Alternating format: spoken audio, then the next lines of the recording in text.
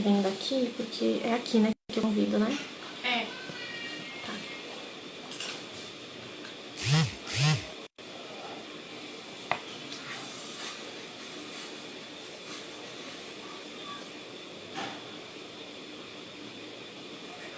Acho que a minha mensagem não chegou.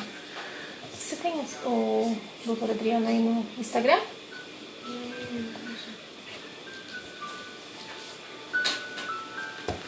Não, essa música não, né? São várias. São piano. Qual que você quer? Oi, gente, só tô dando um tempinho aqui, fazendo os testes, né? Porque a internet resolveu não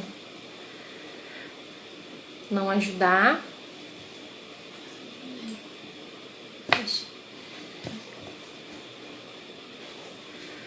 Tenta conectar aí pra ver se tá travando. Entrar no seu? Falta 4 minutinhos. Vou dar um olhinho. Oi, gente. Enquanto ainda posso. Espera das 7 horas. Oi, gente. Você tem o Dr. Adriano aí, não? Não sei, você quer ver? Não tô achando. Eu tô procurando. Ele mandou mensagem e eu... Deixa eu ver se eu consigo pra você. Não, ele... Então você pesquisa aqui, Adriane. Ou a clínica. Não quero isso. Vou voltar aqui. Pagando.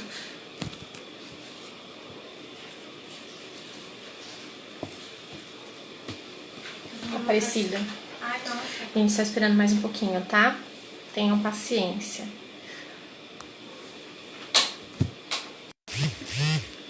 Oi, Alan. Conseguiu. Ai, a internet realmente não tá indo pra mim. A minha tá funcionando.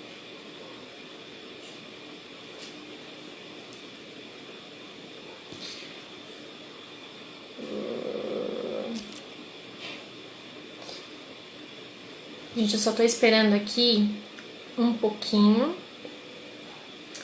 pra, assim que a doutora Adriana aparecer aí eu já...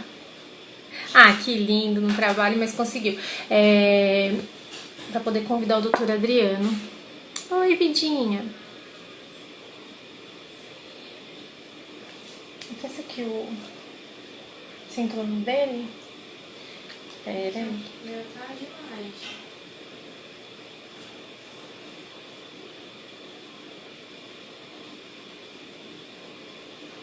Vai ficar aqui sem internet. Doutor.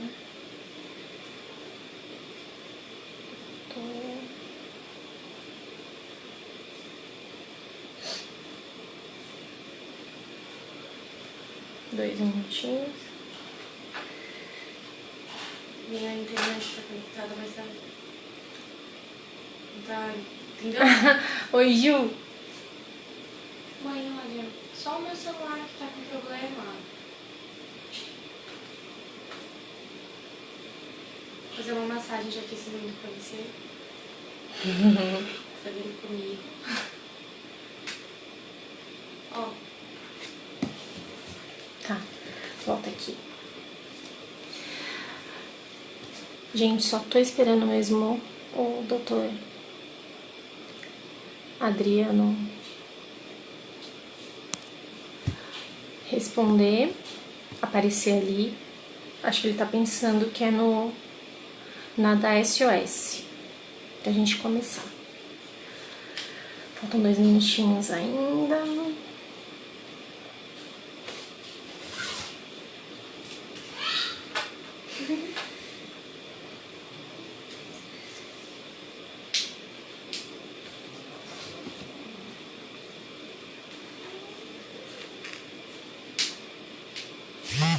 O meu não parece isso.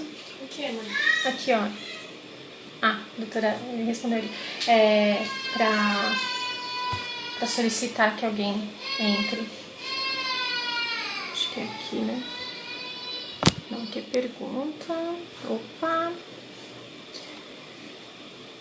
Ô, Nina, onde que eu vou chamar ele aqui, ó? Quando você vem aqui, ó, deixa eu ver. Você escreve o nome dele. Como que tá escrito isso? Doutor. DR. Ah, eu sei. Não, eu sei que você sabe. O que eu falei? Mas se você consegue, espera só um pouquinho.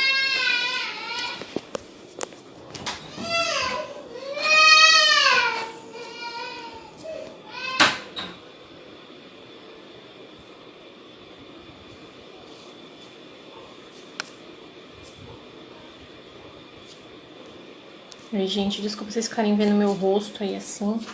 Tô tentando chamar aqui o doutor.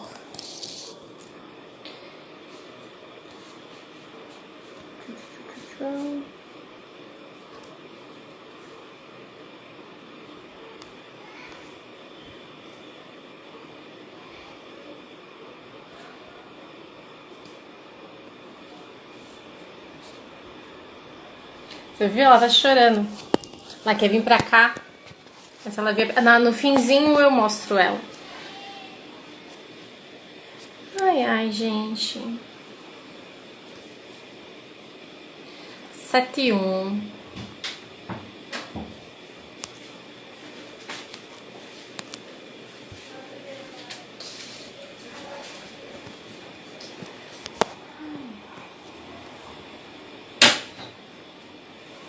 Bom, gente, eu vou começar apresentando. Para quem não me conhece, meu nome é Bruna. Eu estou desenvolvendo um projeto que se chama SOS Mamães Especiais, onde o intuito é estar levando informações a mamães que não têm. Porque durante muito tempo eu não sabia dos meus direitos, eu tive uma filha, né, com deficiência e por muito tempo eu não tive informações suficientes sobre os nossos direitos. E aí eu resolvi, né, junto com os meus amigos, peraí que o doutor tá chegando aqui, resolvi para levar informações em todas as áreas que... Em todas as áreas que... Olá. Ah, eu não tô te vendo ainda, doutor. Não? Não. Oxi. Cadê tu? Acho que tá... Minha internet não tá boa. E aí, a primeira pessoa a participar... Ah! Olá, Tudo bom?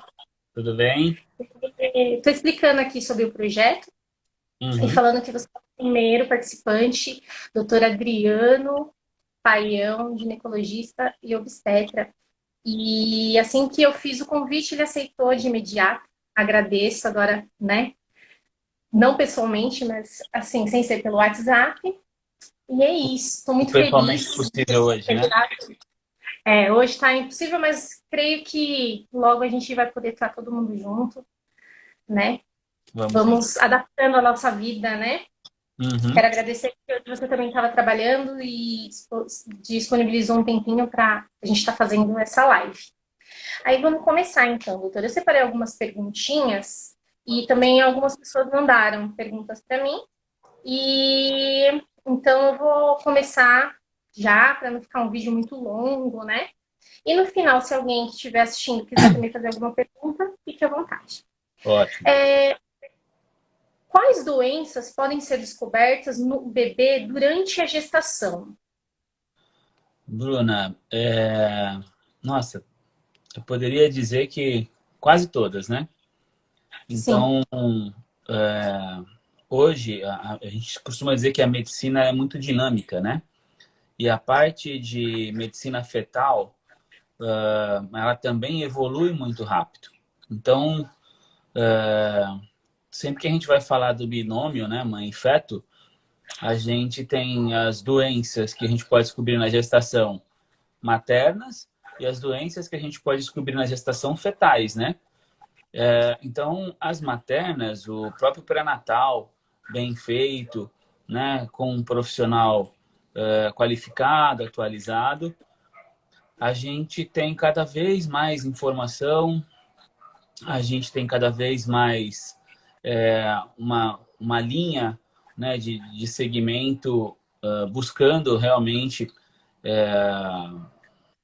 quando já não pré-gestação, né, quando a mãe já não vem para a gente grávida com algum problema de saúde, para que a gente possa antecipar, né, o conhecimento de alguma intercorrência materna que a gente possa vir ter na gestação. E com relação às doenças, né, fetais que a gente pode ter na gestação, a gente pode detectar praticamente todas.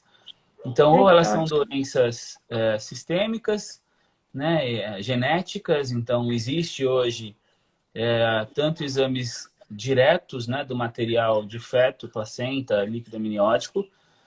Existem exames indiretos, o ultrassom, por exemplo. Existem exames indiretos, vamos supor, pesquisa de DNA fetal no sangue materno. Então, desde as causas genéticas até as malformações menos complexas e mais complexas, eu acho que eu não estou sendo ousado se eu falar que todas podem ser descobertas durante a gestação. Ai, que ótimo, doutor. Eu ia perguntar justamente isso agora. Quais tipos de exames que podem ser feitos? Então, você já respondeu, né? Tanto no ultrassom quanto nesses outros exames. Aqui na próxima pergunta, o que é biópsia de vilo corial? Falei certo? Não sei Falou. se está.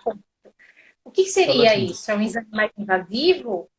É assim, Bruna, o vilo corial é uma minúscula parcela, minúscula parte da placenta, né? É como se eu estivesse olhando a placenta ali no microscópio, né? O vilo corial é aquela parte que fica bem em contato da placenta com o útero. Então, a biópsia do vilo corial é um estudo que a gente entra, né, com uma seringa, né, desculpa, com uma agulha até a placenta, né, pela barriga da mãe, guiado pelo ultrassom, para a gente, né, tá vendo aonde está indo essa agulhinha, sem tocar no bebê. Por aspiração, a gente colhe material dessa região da placenta, dessa região do vilo corial, e a gente manda esse material para análise de DNA, né, o cariótipo que a gente chama. Então, esse é o procedimento que ele nos dá 100%, né, de certeza, né, quando ele vem com o diagnóstico. Então, ele vai dar exatamente a carga genética do bebê, as alterações cromossômicas. Então, é um exame, vamos dizer assim, bem preciso, né, com relação ao diagnóstico, principalmente das cromossomopatias, né, se for alguma síndrome genética, qual síndrome é essa? Que legal, doutor. Esse exame é só particular ou o SUS também consegue fornecer para a gente? Quais exames o SUS fornece? Porque a grande maioria hoje depende do SUS, né? Aham. E tem vezes que nós somos bem assistidos, tem vezes que não. Na parte ainda de pré-natal, eu acredito que falta muito para o SUS nessa parte, né, entre exames como que eu posso falar? Que tem chance de descobrir se tem alguma deficiência, mas eu não estou 100% certa disso, então você pode me falar quais são os exames que o SUS fornece, se esse exame, se tiver uma probabilidade, o SUS acaba fornecendo. Bruna, então, a gente tem diversas realidades nesse nosso Brasil tão extenso, né? Então, quando a gente fala de SUS, não é... Eu não sei te dizer se em algum lugar oferece pelo SUS, tá? Mas, normalmente, os hospitais escola, eles têm né, algum programa de segmento e rastreamento que vão acabar colocando essa mulher dentro de um protocolo de assistência e oferecer esse serviço, né? Alguns serviços fazem toda a parte de segmento e procedimento, né, que é caro, né, mesmo no particular. Às vezes alguns convênios, inclusive, não cobrem. Então, fazem o procedimento sem custo algum e, às vezes, a paciente ela tem que arcar só com análise genética, né, dependendo do laboratório que vai ser encaminhado e tal. Então, isso pode acontecer também. Os exames que tem no SUS, é essa a pergunta? Isso. Quais exames que tem? Bruna, o SUS ele tem um exame, né, também é muito variável de acordo com a região. Normalmente os municípios costumam mais ou menos definir o seu protocolo local, regional, mas os exames do SUS são os exames mais básicos, né? Exames de sangue, exames de ultrassom, o SUS preconiza, né? Pelo Ministério da Saúde, 2 a 3 ultrassons durante o pré-natal. Um ultrassom morfológico, né? Mesmo, ele não é colocado como essencial e, de certa forma, eu concordo, né? Que o morfológico, ele não é um exame essencial para todas as gestantes, mas diante da qualidade do serviço ofertado pelo SUS hoje, né? Falando especificamente de ultrassom,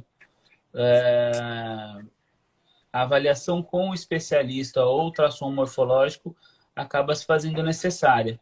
Não é incomum algo passar, né, por essa avaliação que é feita com um ultrassom mais simples durante o SUS, durante o pré-natal no SUS, né?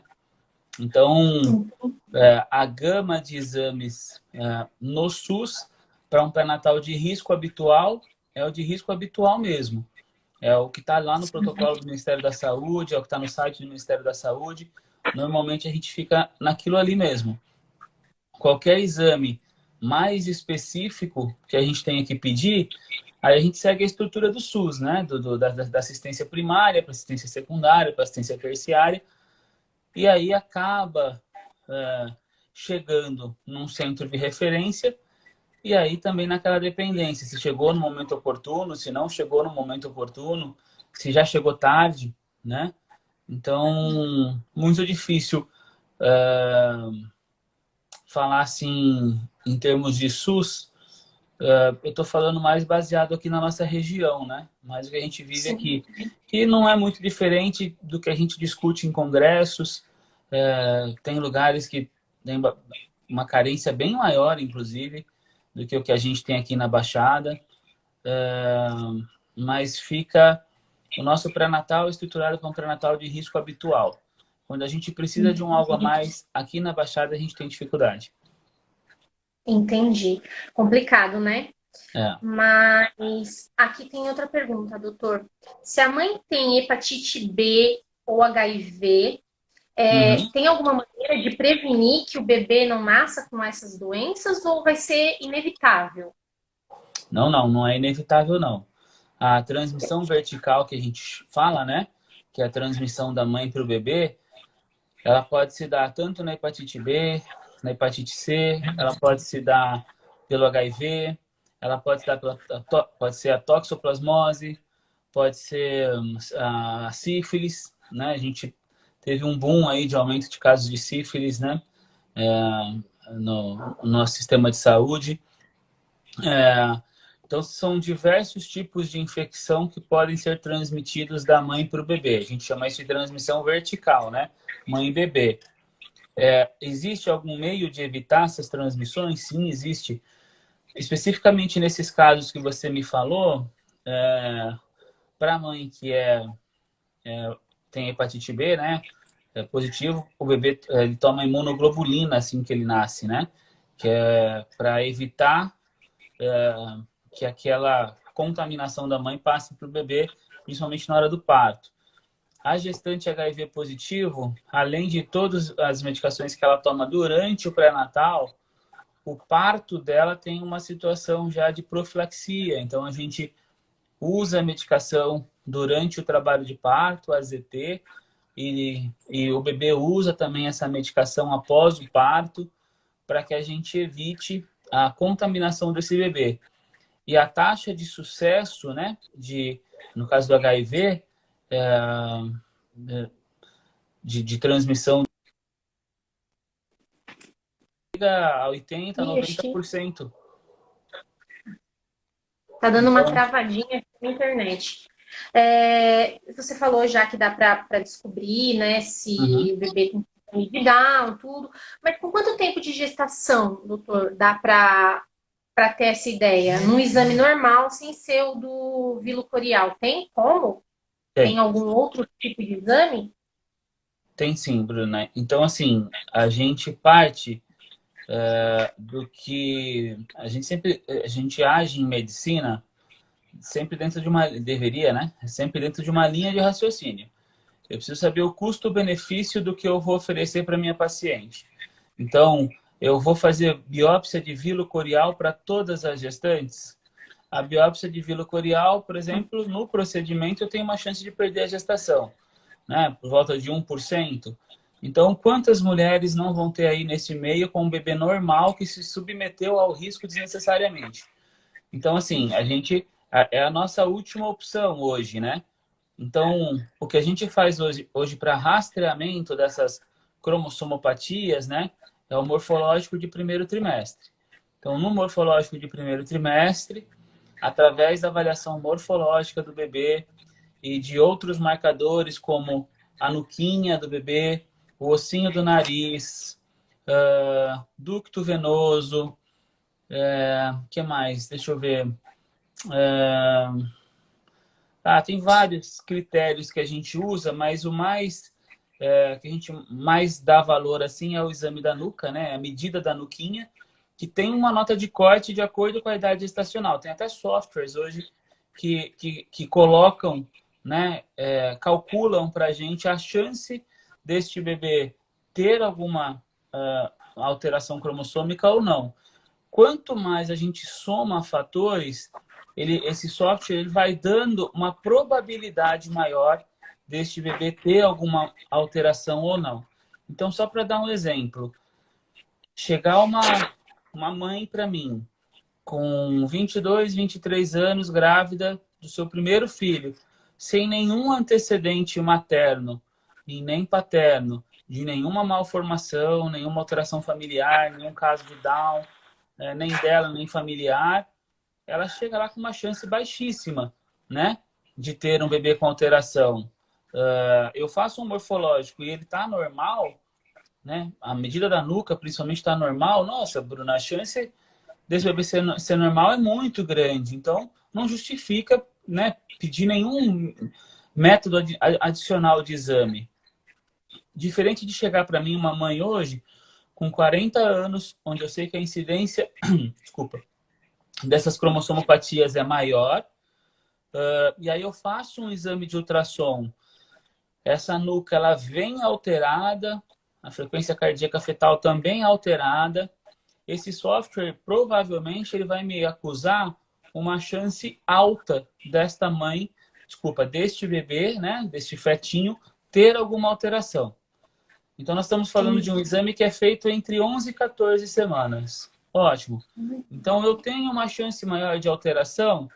Qual é o passo seguinte? Hoje, a gente tem a pesquisa do DNA fetal no sangue materno. Então, eu evito a biópsia do vilo, que tem um risco para gestação, e eu faço a pesquisa do DNA fetal no sangue materno, que tem aí uma sensibilidade para detectar de 98%, 99%, dependendo do laboratório. Então, já é bastante específico. Então, você juntando toda essa propedêutica, né, essa avaliação, todos os dados, você pode dizer, né, que esse neném tem uma chance maior ou não. E dependendo da cromossomopatia que a gente está falando, no caso de incompatibilidade com a vida, essa fase entre 11 e 14 semanas é uma fase ainda permitido o abortamento legal, né? Então, caso a mãe, por questões pessoais, decida não seguir com essa gestação por incompatibilidade com a vida, não estou falando da síndrome de Down, tá? Estou falando de outras síndromes.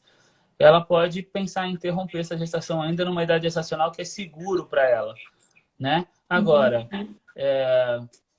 alguns tipos de alterações cromossômicas não são consideradas incompatíveis com a vida e não é permitido abortamento, vamos supor, no caso de Down, ou de outros tipos de malformação, que essa criança possa nascer e sobreviver. Então, é bem diferente.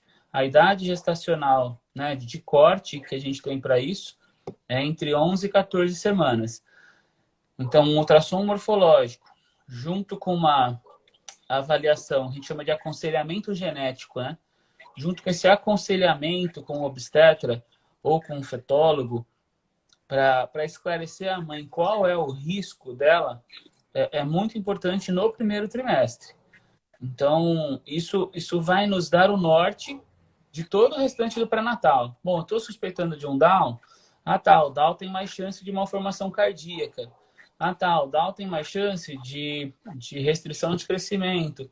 Ah, tá, tem mais chance de prematuridade.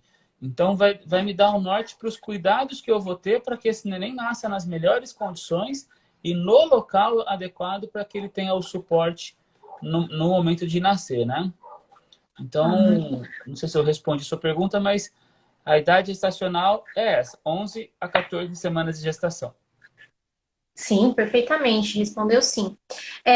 Aqui eu tenho uma pergunta que eu já ia fazer, mas mandaram uma pergunta, eu vou meio que emendar aqui. É verdade que dá para realizar cirurgia intrauterina em bebês com hidrocefalia? E aí perguntaram, né, se existe algum tratamento para criança com anencefalia ainda no útero. Eu sei que são duas doenças diferentes, né? Sim, podem ser as duas junto, como foi o caso da Vivi, mas tem como fazer uma cirurgia intrauterina para o bebê com hidrocefalia? E tem algum tratamento específico para o anencefalo? Ou ele já entra nessa parte que é permitido o aborto até essa idade de corte? Boa pergunta, Bruna. Então, assim, hidrocefalia é o nome para o acúmulo de líquido dentro do crânio do bebê, tá? As causas de hidrocefalia, elas são as mais diversas. Então, a acrania, né, ou a anencefalia, ela pode ser uma dessas causas. A acrania nem tanto, né, mas a anencefalia, sim. O que é? A gente vai olhar lá e vai ver que tem líquido na cabecinha do neném, ao invés da formação do parênquima cerebral, da formação cerebral, né? Então, isso já nos coloca como um aspecto de hidrocefalia. Não, nos casos de anencefalia não existe tratamento, Bruna. Tá? Existe prevenção, né? Cada vez mais se fala da ligação da carência de algumas vitaminas, como o ácido fólico, né? E a deficiência de algumas vitaminas e a maior incidência das malformações do tubo neural do bebê. Então, existe como a gente pensar em prevenção, mas tratamento para um bebê anencéfalo não existe. Cirurgia fetal intraútero? Sim, existe. Ela está evoluindo muito rápido. A gente tem aqui na nossa região quem faça já, o Dr. Saito, lá no Guilherme Álvaro. Inclusive faz e elogia muito a estrutura do Guilherme Álvaro para isso. Todos os congressos que eu vejo ele palestrando, ele fala do quantos casos ele consegue operar no Guilherme Álvaro que ele não consegue operar em outros lugares, né? Então, assim, às vezes a gente não tem conhecimento, né, do que acontece aqui mesmo na nossa região, né? E é um trabalho do Saito totalmente acadêmico, totalmente um apaixonado, né, pela medicina fetal. Então, a cirurgia intraútero, ela está cada vez mais evoluída. E Ela é só para... Desculpa interromper, mas ela é só para, no caso da hidrocefalia, ou tem alguma outra... Não, inúmeras outras coisas, Bruna. Então, assim, qualquer procedimento que eu faça intraútero, né, desde da utilização do laser nas estações gemelares, onde tem os shunts venosos ali que está causando, né, uma descompensação de um dos fetos, até algum procedimento fetal mesmo, tudo isso é cirurgia cardíaca. Se eu entrar dentro do útero para colocar no bebê um drenozinho para esvaziar, vamos supor, essa hidrocefalia e o bebê ter um nascimento com menos lesão cerebral, já é uma cirurgia intrauterina, né? Maravilhoso. Entre as causas de hidrocefalia, a gente tem a meningomielocele, né? A meningomielocele, por exemplo, é uma coisa que se opera bastante intraútero. Ah, Né? que legal. Eles dependendo da extensão né, da meningomielocele, da meningocele ou da meningomielocele, ainda pode ser feito intraútero. Algumas derivações ou aberturas, né, em abdômen fetal, algumas avaliação de alguns tumores fetais, né, também pode ser tratado. A medicina fetal e a cirurgia intraútero está evoluindo muito rápido. Que Então, ótimo. a gente tem cada vez mais possibilidades ainda de um tratamento intraútero. Mas, assim, Que existem os ótimo. casos que têm o tratamento e existem os que não têm. Bruno. Infelizmente, a anencefalia é um problema genético, é um problema de formação e, infelizmente, aí não tem tratamento. Sim, sim. Nossa, eu não sabia que aqui, né, tão perto, já tinha essas cirurgias. O Hospital Guilherme Alves não posso nem falar, né, porque durante os 6 anos, praticamente, da Vivi, foi lá que ela foi tratada. Então, é maravilhoso mesmo. Nossa, que bom saber e que legal que a gente vai divulgar aí o trabalho dele. A outra pergunta, eu acho que eu escrevi errado, mas você vai entender. O que fazer é de uma seguidora pediu para eu não falar o nome dela. A pergunta anterior foi da Ana P. Costa.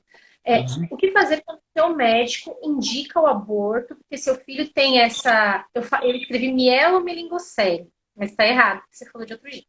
E má Não, formação. Ela está uhum. perguntando o que fazer.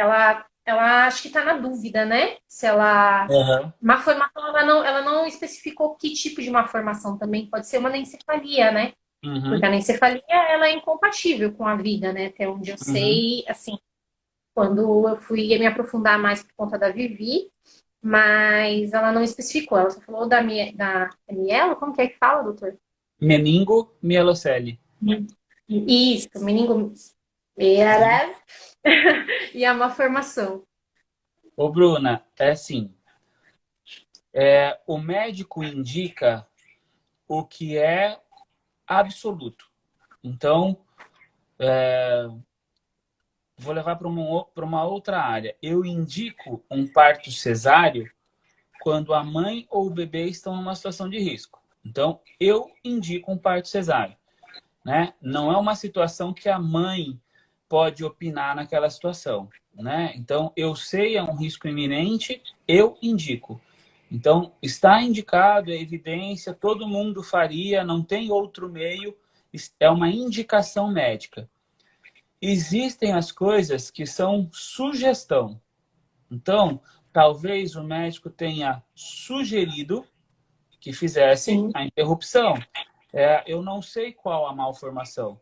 Se é uma malformação incompatível com a vida ou compatível. E ainda que seja uma malformação incompatível com a vida, eu tenho casos tanto de pacientes quanto de colegas, né? Eu tenho uma amiga que passou por isso recentemente e, e ela seguiu adiante. Ela decidiu seguir com a gestação até o final. Então, o médico, nós como médicos, às vezes até por uma questão de sensibilidade, a gente fala, olha, né, você vai passar por tudo isso, né, sabendo que o seu bebê, né, não tem a condição de sobreviver lá na frente, é uma decisão da mãe, tá? Da mãe. Existe uma questão de tempo a ser resolvido isso. Então, de preferência antes das 20 semanas, né? Para que sejam tomadas todas as condutas com segurança e principalmente que ela esteja muito certa de que aquilo é realmente incompatível com a vida. Então, que ela busque através de uma segunda opinião, através de grupos de apoio, através de pesquisas na internet, com a vida ou não. Mas a opção, Bruna, às vezes não é uma indicação médica. Às vezes foi às uma vezes. sugestão, uma opinião, Sim, sim. alguma coisa que, né, talvez nem devesse transparecer na nossa postura médica, assim, como se fosse uma indução de que caminho Uhum, tomar. Nosso papel é informar. O nosso papel é sim. esclarecer. O nosso papel é deixar a paciente ciente do que vai ser aquilo para que ela tome a decisão, tá? Então,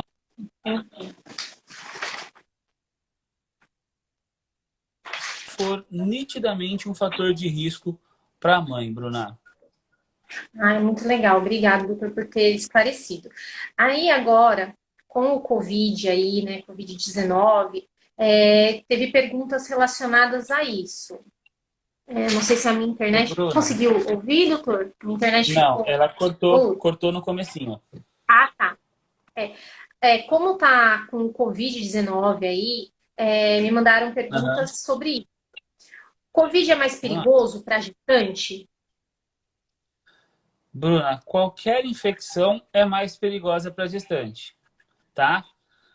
O que a gente não percebeu é um aumento de gravidade para gestantes, como é no caso dos idosos ou pacientes com algumas doenças, principalmente as doenças de imunossupressão.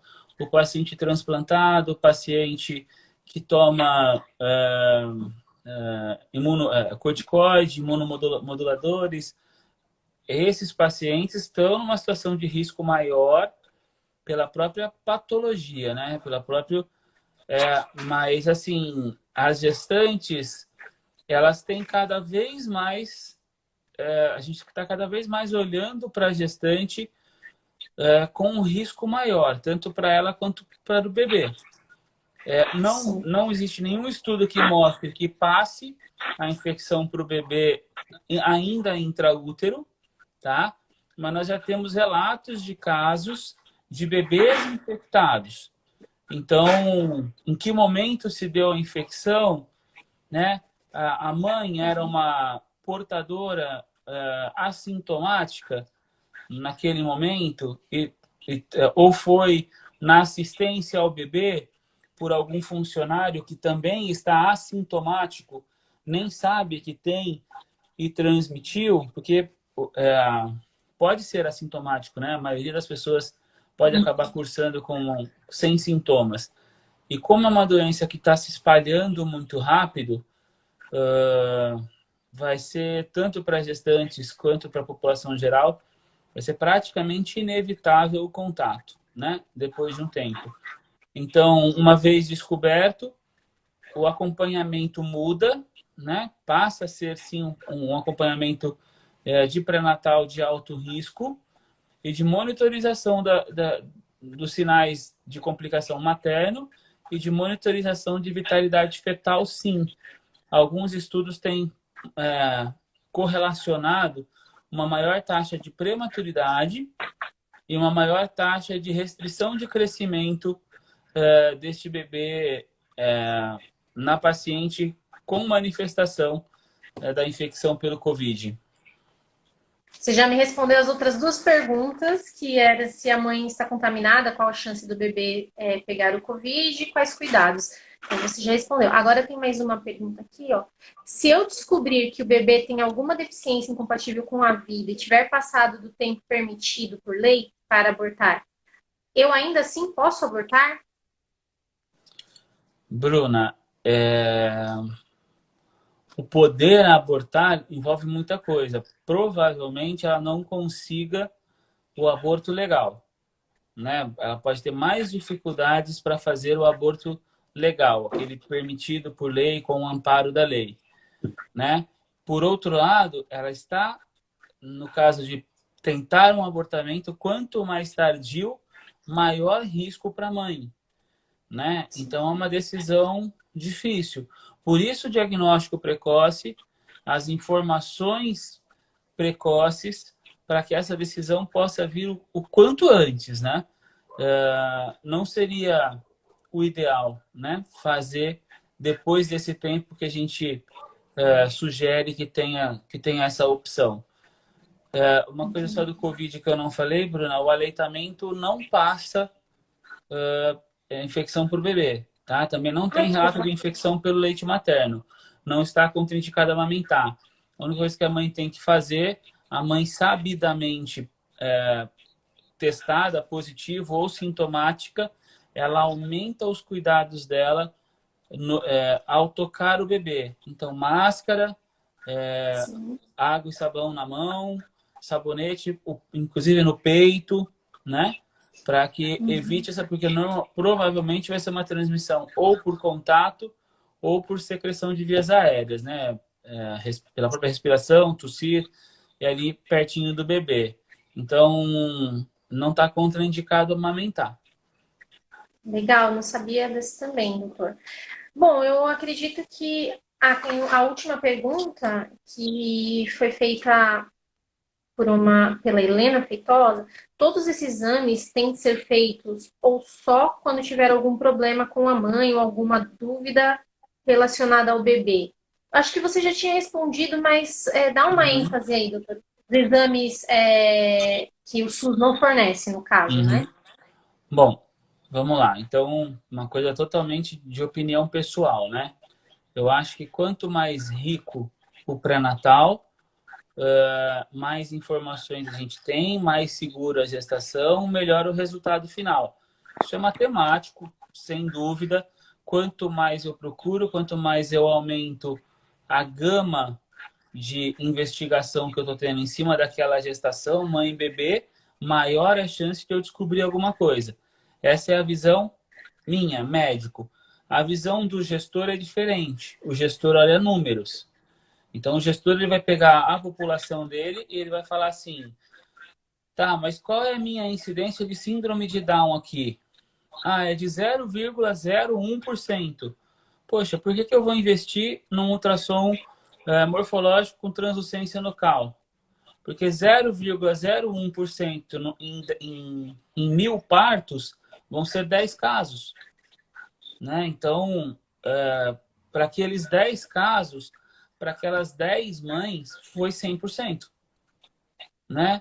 Então, eu penso que, como médico, o que a gente puder oferecer a mais para o bebê, para a mãe, melhor.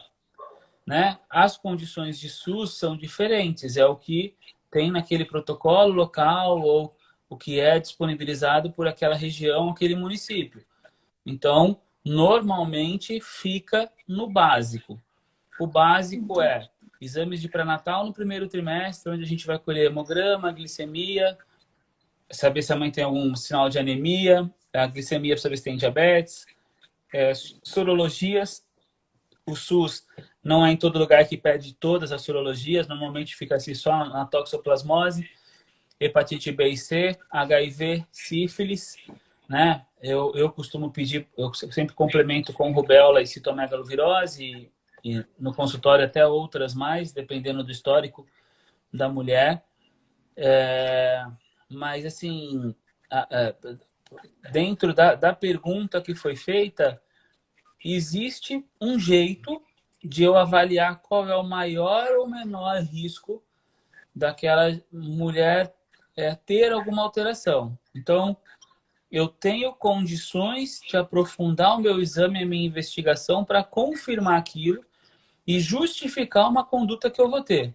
Então, vamos supor, um exame que está sendo bem, talvez cada vez mais conhecido, é o exame transvaginal para medir o colo do útero. Tá, mas espera aí, você vai fazer isso de rotina? Na minha opinião, tinha que ser de rotina. A principal causa de mortalidade neonatal, a principal causa de mortalidade são as causas relacionadas à prematuridade. Então, se eu tenho como fazer um rastreamento ultrassonográfico, medir o colo, a partir de determinado valor, aquele colo me mostra que a paciente tem um risco maior para prematuridade, e eu tenho como intervir e diminuir de uma maneira impactante o número desses prematuros, eu acho que deveria ser um exame já disponível no SUS, porque é a principal causa, está relacionado aos principais fatores de complicação e devem ser feitos. Lógico, tem que estruturar toda uma série de coisas dentro deste conceito, porque a partir do momento que se descobre qual vai ser o procedimento daí em diante, qual vai ser a conduta médica, cirúrgica, mecânica, terapêutica com medicação. Então, não é só descobrir, né? Então, a gente parte do princípio de que a gestante que não aparece com algum histórico pessoal ou gestacional de alteração, que é uma gestação de baixo risco, de risco habitual, né? E a gente segue como um risco habitual. A partir do momento que nessa investigação mostra alguma coisa, ela sai dessa situação de risco habitual e passa a uma situação de risco obstétrico e a gente faz um segmento diferenciado. Ela sai dessa situação do risco habitual e ela vai para um acompanhamento mais personificado, mais direcionado para aquilo que ela demonstrou. Ok, doutor. A Cecília está perguntando, existe uma idade, no caso da mãe e do pai, em que a possibilidade de a criança nascer com alguma deficiência seja maior? Se existe uma possibilidade relacionada aos fatores maternos e paternos? Isso. Existe. Vamos supor, casamentos consanguíneos, que é comum em algumas culturas, né? Ou até às vezes um casamento de primos, né? De primeiro grau. Se existe um histórico genético familiar, a chance desta criança manifestar alguma coisa é maior. Então, a gente fala de genética, né? Então, se é um gene que para ele se manifestar, ele precisa ser, que a gente fala duplo recessivo, né? Que ele sozinho, ele não manifesta a síndrome, a doença, a alteração, mas como os dois primos podem estar relacionados por cargas genéticas semelhantes, os dois mandarem aquele mesmo gene para o bebê, esse bebê vai ter uma chance de desenvolver, né? Uma chance maior de desenvolver essa alteração, essa malformação, alguma coisa assim. Então, a primeira coisa está relacionada à consanguinidade. E depois, lógico, o bebê, a vida, ela se inicia através da junção do gameta feminino com o gameta masculino, que a gente vê lá no colégio, e a partir daí começa uma série de replicação celular, né? Então, a partir do momento que essa combinação genética ela é mais propícia a desenvolver alguma malformação, sim, isso deve ser investigado. É uma situação, é um acompanhamento normalmente feito por geneticistas, né? Mas não é normalmente a gente vê isso em casos assim, Bruna, de abortamentos de repetição, né? Ou de uma malformação, uma síndrome muito específica, muito rara, né? Aí a gente tem que entender o porquê que aquele casal teve um filho que desenvolveu aquilo. E aí a gente tem a ajuda, né, do médico geneticista para investigar isso. Mas tem sim, então a combinação dos fatores maternos e paternos, se presentes nos dois, esse gene, né, essa carga genética para propiciar, então é um efeito sinérgico, né? A chance de uma formação é maior. Mas não tem uma idade, é só mesmo por conta da genética. Tipo, o pai e a mãe tiver mais velho, a criança vai nascer com deficiência. Não, Não é depende, necessariamente isso. não necessariamente isso. Depende de que doença a gente está falando. A gente sabe que as cromossomopatias e as aneuploidias, elas são mais comuns com o decorrer da idade da mulher e do homem. Então, acima dos 35 anos, essa chance começa a aumentar. Acima dos 35 anos, a dificuldade para engravidar é maior. Acima dos 35 anos, o risco de cromossomopatias, aneuploidias, passa a ser maior. Acima dos 35 anos, o número de abortamentos passa a ser mais comum. Então, existe uma série de fatores que começam a acontecer a partir daí. E o porquê disso é que essa parte dos gametas, né, das células reprodutoras da mulher, nascem com elas. Então, estão há 35 anos ou mais expostas, né, a todos os fatores ambientais e relacionados à qualidade de vida daquela mulher e mais as questões genéticas intrínsecas mesmo, né? Entendi.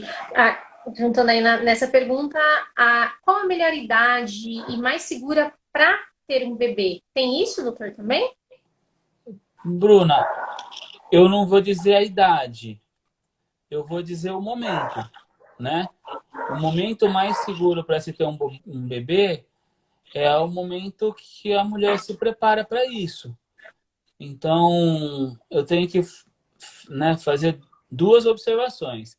Primeiro que a chance de intercorrências aumenta com a idade da mulher. Então, tem essa curva, né? E num gráfico, as complicações fetais e algumas maternas, ela aumenta concomitante ao aumento da idade da mulher. Mas uma gestação não é só avaliar o risco de doença, é o momento. Então, um momento pessoal, um momento de social, um momento de carreira, um momento de planos, um momento de programação, são inúmeros momentos que a gente enquadra aí. O ideal, o momento que vai causar um menor risco é essa mulher ter uma avaliação pré-concepcional, né? E manifestar para o seu ginecologista o desejo de engravidar, para que sejam feitos alguns exames e que mostrem para ela que tá ótimo, você está numa situação legal para engravidar, né? Vamos tentar, porque da parte médica não tem nenhuma contraindicação, né? Ou ela pode chegar lá para iniciar uma gestação e ela pode estar obesa, e a obesidade está relacionada a diversos fatores de complicação na gravidez, desde alterações, desde diabetes, pressão alta, parto prematuro. Ela pode não estar obesa, mas ela pode estar com hipertireoidismo ou hipotireoidismo, vai estar com uma dificuldade maior de engravidar, ou ela pode ser uma hipertensa descompensada, né? Então ela vai começar a gravidez já numa situação adversa. E aí com maior risco de dar errado, né? De ter alguma intercorrência. Então, o melhor momento para a mulher engravidar é o momento que ela planejou. Eu resumiria dessa forma. É o momento que ela faz planejado e não deixando acontecer, vamos assim dizer. Tá, doutor, tem mais 3 perguntinhas e a gente encerra. Fica à vontade. Fazer uso de medicamentos para antidepressão ou antidepressivos e anticoncepcionais, a criança tem uma maior chance de vir com alguma deficiência? Isso deve ser falado para o médico do pré-natal, que você faz uso, se vai ser necessário mudar a medicação. No caso do anticoncepcional, vai parar, mas de um antidepressivo, se você vai ter que mudar o remédio, porque é muito difícil na gestação, por conta de hormônios, você também acaba ficando, né? Às vezes muito eufórico, às vezes triste, né? Dependendo da situação. Então, tem algum remédio que possa tomar antidepressivo na gestação? E tem algum remédio que vai causar alguma deficiência na criança, alguma malformação? Bruna, tem inúmeros remédios, né, que podem causar malformação ou deficiências na criança. E tem os remédios que a gente considera de menor risco para a gestação. Então, isso é uma coisa muito personificada, deve ser visto de maneira muito individualizada, né? Quantos diagnósticos errados, né, a gente não tem com relação principalmente a síndromes ou transtornos mentais, né? É depressão, não é depressão. É ansiedade, não é ansiedade. É transtorno do espectro autista, não é transtorno do espectro autista. É esquizofrenia, não é esquizofrenia. Então, assim, uma análise profissional primeiro, né? De preferência com acompanhamento psiquiátrico.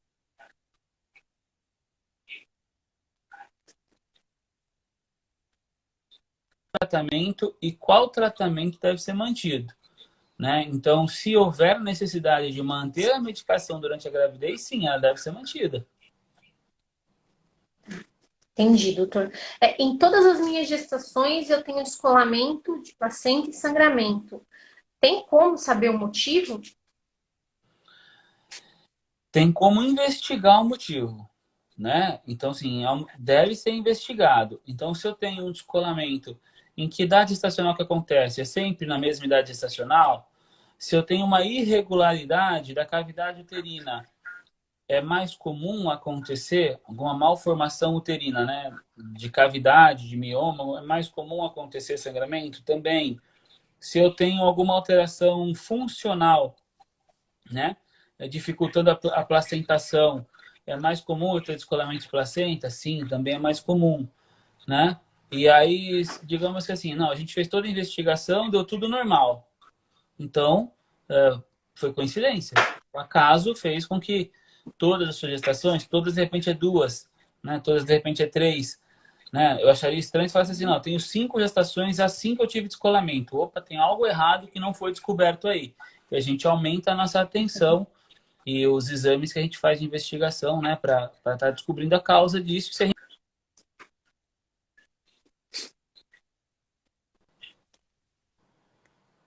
Entendi. Peraí. O vício no álcool prejudica o desenvolvimento do feto? Sim, E no caso, já vou colocar também a outra, que aí já dá para responder. Sendo fumante, tem tratamento durante a gravidez para diminuir a vontade de fumar? tem, né? Tem tratamentos, às vezes até com ansiolíticos mesmo, durante a gravidez. Existe a tratamento por medicação, a psicoterapia.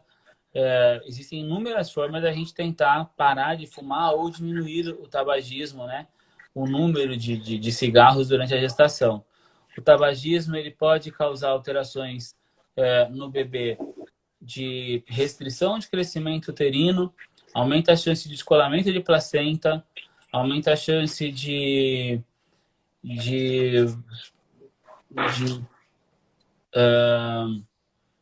parto prematuro. Então, assim, o ideal é parar mesmo com o tabagismo durante a gestação. Então, se precisar de apoio multiprofissional, junto com o psiquiatra, junto com a psicóloga, para estar trabalhando isso, seria o ideal. Então, parar de fumar durante a gravidez. Importante o obstetra falar, deixar claro para essa mãe, né, quais são as consequências. Um atendimento rápido, um atendimento breve, às vezes vai fazer com que a mãe... o médico não falou nada, não tem problema, né? Então, é importante a gente se atentar para isso, deixar claro, né? Eu falo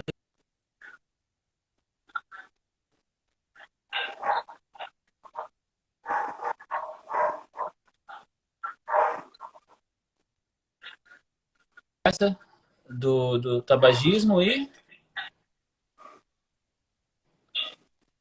teve uma outra Parou? pergunta junto.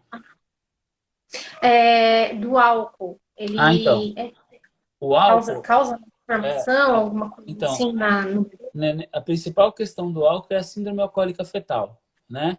E beber durante a gestação, qualquer bebida alcoólica, ela pode causar o que a gente chama de síndrome alcoólica fetal, que é o bebê nascer com transtornos mentais, intelectuais, né? Déficit de aprendizagem, e até alguns tipos de complicações maiores.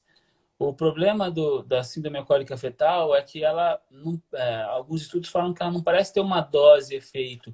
A gente não consegue determinar a partir de quanto de álcool que se ingere que ela pode desenvolver a síndrome alcoólica fetal. Não dá para eu falar para a minha gestante, não, pode uma taça de vinho aos finais de semana, pode uma cervejinha aos finais de semana, porque a gente ainda não tem esse valor determinado.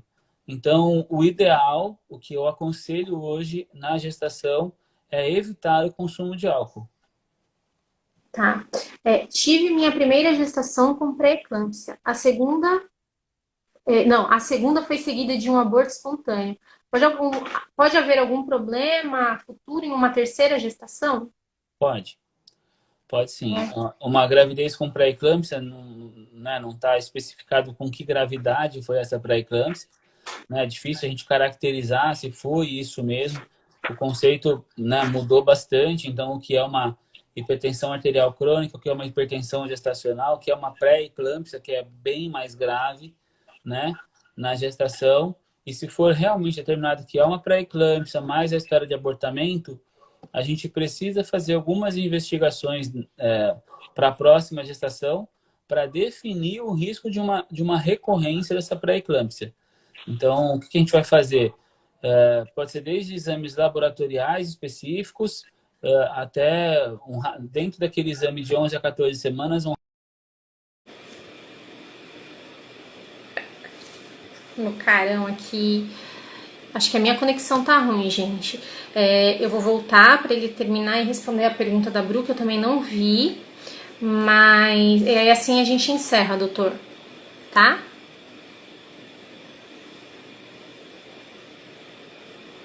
E você chegou a ver a pergunta da Bru? Eu acho que é sobre do descolamento. Já foi, mas Tá aguardando de novo, doutor. Ai, gente. Oi, oi. Aí. Voltamos. Eu não doutor, a gente já tá 1 hora conversando. Pra mim Não, parecia 20 minutos. vamos lá, tá ótimo. Bru, repete a pergunta. Doutor, finaliza o que a gente tava falando. A minha memória tá péssima, eu não lembro mais qual que era. Eu acho Do que era a questão. alcoolismo, né? Não, eu acho que era a questão Peraí. da pré-eclâmpsia e do E, abortamento, né? é, Então, assim, existe sim a possibilidade de a gente investigar a chance de recorrência para isso e a atuação de uma maneira cada vez mais precoce para evitar que isso aconteça novamente. Existe sim. tá. Bru Ramos, repete a pergunta, por favor, porque não apareceu pra mim aqui. Nossa, doutor, que legal, né? Que a medicina está bem avançada. Enquanto a gente não vê a pergunta da Bru, fala um pouquinho do seu trabalho sobre isso, sobre a prematuridade, né? Porque tem muita mortalidade tanto da mãe quanto da criança, né? Uhum. Do feto. Então, Bruna, o meu trabalho como obstetra, né, a gente atua nessa área, né, que é uma área bem complexa, visto que estamos acompanhando e tratando duas vidas ao mesmo tempo, né? E eu costumo falar que a gente trata mais vidas ao mesmo tempo, porque é o familiar, é o esposo, é o amigo, então é todo mundo junto, né? Eu falo que é uma paciente que ela traz com ela uma carga muito grande de expectativa em cima. Ela carrega e nós obstetras carregamos junto, né? Com relação ao minha paixão aí pela patologia obstétrica, vem de uma insatisfação pessoal com o atendimento que é dado, com a falta de valorização, né, de, de, do segmento adequado das gestantes.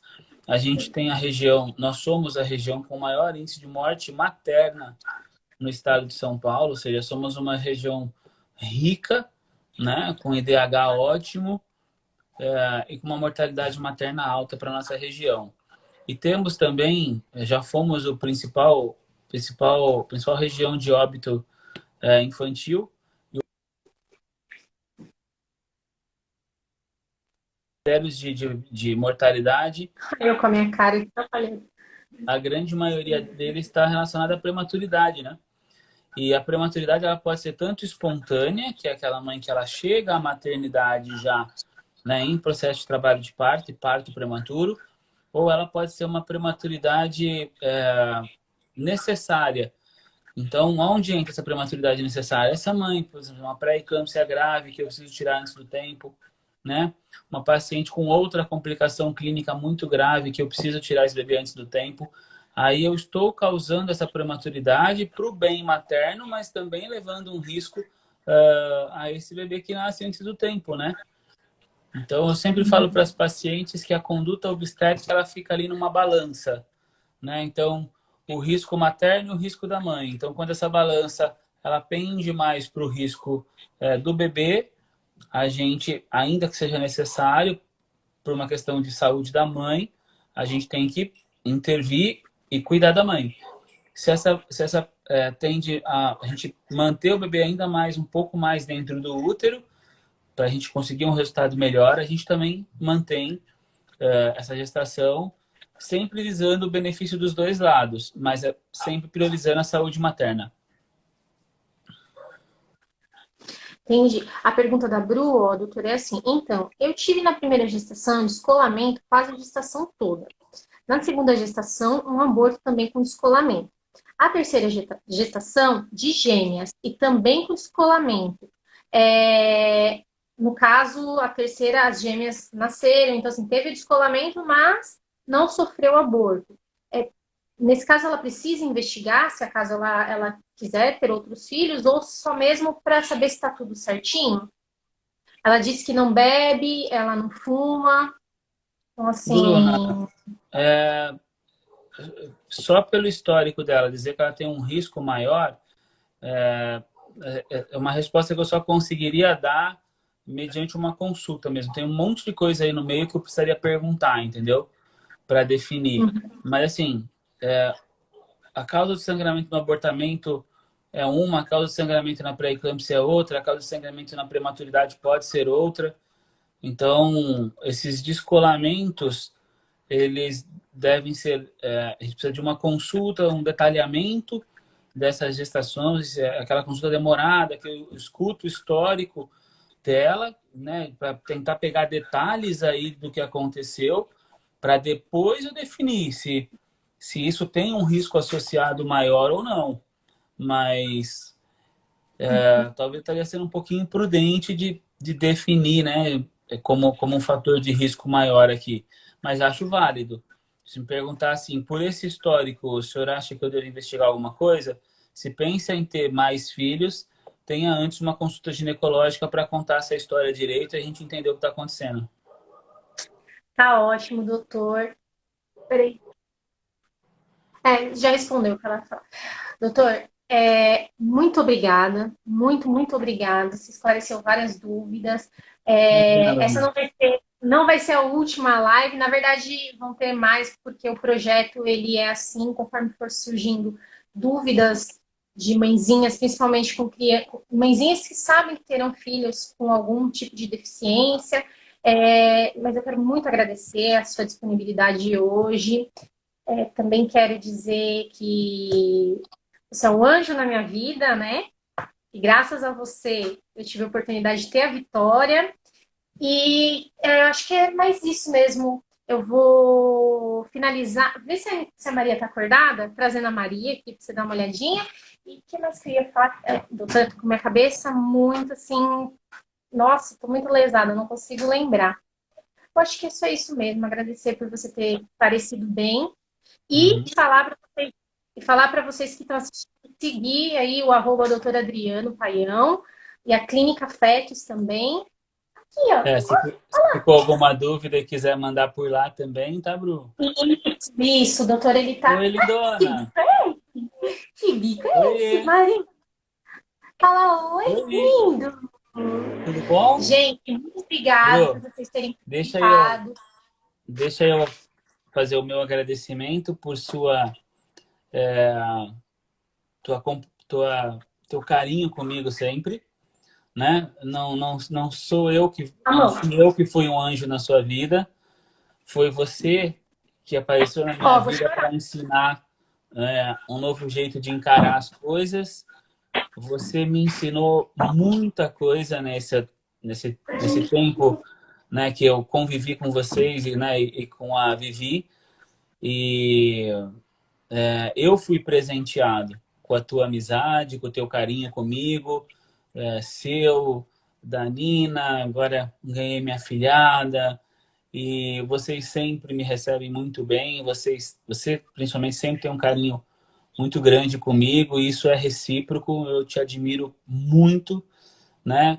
E eu estou sempre à sua disposição para o que você precisar, para o seu projeto, para os seus projetos de vida. Eu vejo você se mobilizando muito, né? Assim como você se mobilizou para Vivi, eu lembro que você se mobilizava para outros casos que você conhecia durante a trajetória da Vivi. Então, assim, não fui eu que fui um anjo na sua vida. Foi a Vivi que foi um anjo nas nossas vidas, né? Que fez com que a gente se conhecesse, com que a gente tivesse esse vínculo hoje. E eu te amo de verdade. Ah, que linda essa declaração, viu? Eu te amo muito. Obrigado mesmo, doutor. E a recomendação final é fique em casa, né? Para esse tempo, fique em casa, tá? Assim, a gente está lidando com o desconhecido, a gente está a mais, a gente está lidando com um tempero a mais, né? Nessa pandemia que é a politização das coisas. Então as coisas chegam para a gente sem credibilidade. A gente não sabe o que é político, a gente não sabe o que é pela ciência. Então a gente tem que agir pelo que a gente vê acontecendo na maior parte do mundo. Se o nosso for mais brando, obrigado Deus, tá? Se não for, a gente tem que estar preparado para isso. Então a recomendação para agora é fique em casa e use máscara o tempo todo. Isso mesmo. Doutor, muito obrigada. Eu vou deixar depois disponível esse vídeo lá no YouTube, no SOS Mamães Especiais também. Tanto esse de agora quanto o anterior. E é isso. Deus abençoe. Obrigada a todos vocês de verdade. Ó, doutora Adriana, toda a minha admiração. Excelente profissional. Paty Leonor. Deve ser conhecida do doutor. Na verdade, os meus amigos quase todos também te conhecem. Então, assim, gente, segue lá. @doutora Adriano Paião e Clínica Fetos. Se ficou alguma Beijo, dúvida beijo, aí, beijo. Bruna, se ficou alguma coisa sem responder e quiser mandar lá para mim também na página ou da clínica ou na minha, pode mandar que eu Tá tento ok. responder assim que possível. Tá bom, para todo mundo, né, doutor? Quem Todo mundo. quiser mandar lá, Isso. tá bom, hein? Pode mandar sim. Obrigada. Tá bom? Gente, tchau, tchau. Valeu. Fiquem com Deus. Amém. Ai, gente, como que ele faz? Encerrar. Ah, encerrar. Oh, tchau. Encerrar vídeo. Encerrar vídeo. Será que vai colocar para. Ah, eu aqui, ainda tô ali. Encerrar Ó. o vídeo.